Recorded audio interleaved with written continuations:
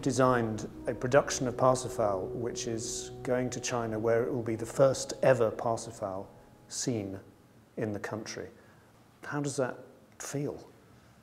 I expecting a huge adventure for everybody. I expecting an adventure on the side of the performers, of the singers, and I expecting somehow also that the audience will have an adventure, because it is quite a strange task, a piece like Parsifal that is so deep-rooted in European mythology, to present that in China. Nevertheless, I think that the themes that are essential in this piece can tell a story to a Chinese audience as well. But I'm very curious how.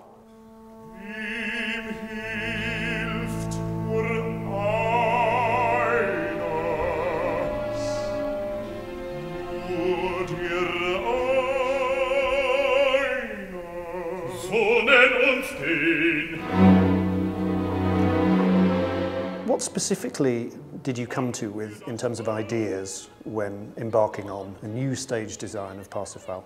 My approach was an approach that is trying to concentrate on the myth in the essentials, that is not using so much Christian symbols and so on, and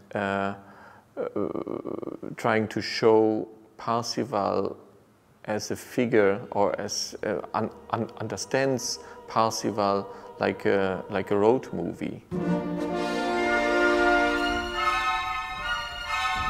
Through the whole piece, I try to tell a story through certain degrees of water.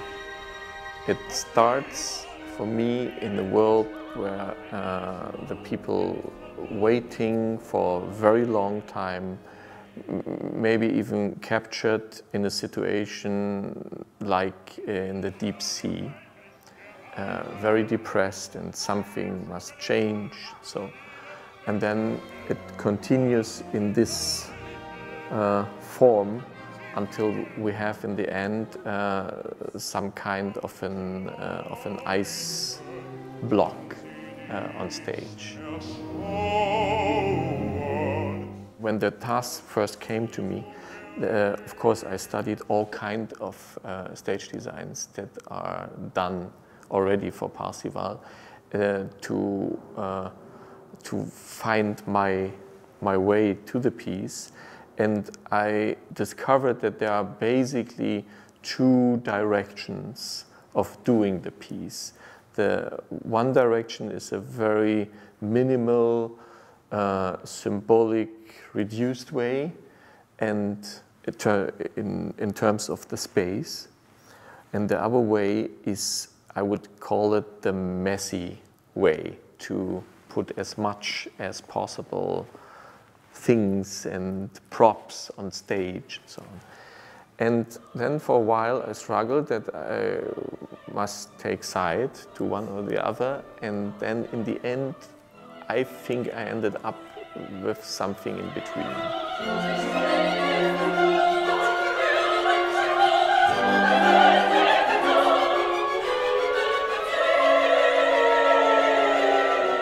When we started to think about how our Parsifal production should look like, we decided to start from the images, from the space and so on.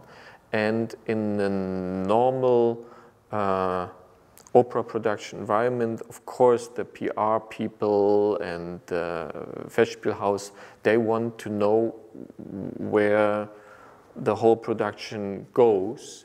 And so they asked me if I could invent an image or a painting that could illustrate or could show what we have in mind. So I invented a figure or an image of a Parsifal which is hitchhiking through the deep sea. And yeah, that tries to set the atmosphere for the whole production. These are paintings on silk, and these paintings, I did 28 of them. When I looked previous productions, I found the role of the chorus always a little bit underestimated. One big question of the whole story of Parsifal, the relation between these few soloists and these, they are struggling, and then they have always the support of the mass. And I had the goal that these mass always consist out of individuals. So I tried to create costumes that make exactly that point.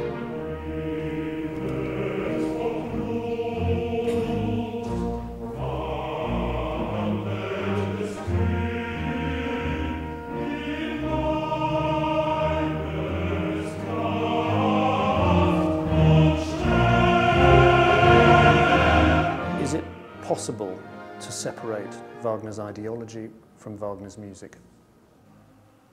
I think, yes, there is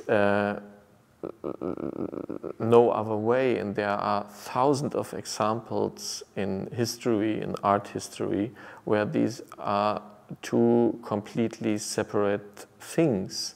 On the one side, we have a very clear anti-Semite and unpleasant person, what we know, and on the other side, we have a genius composer.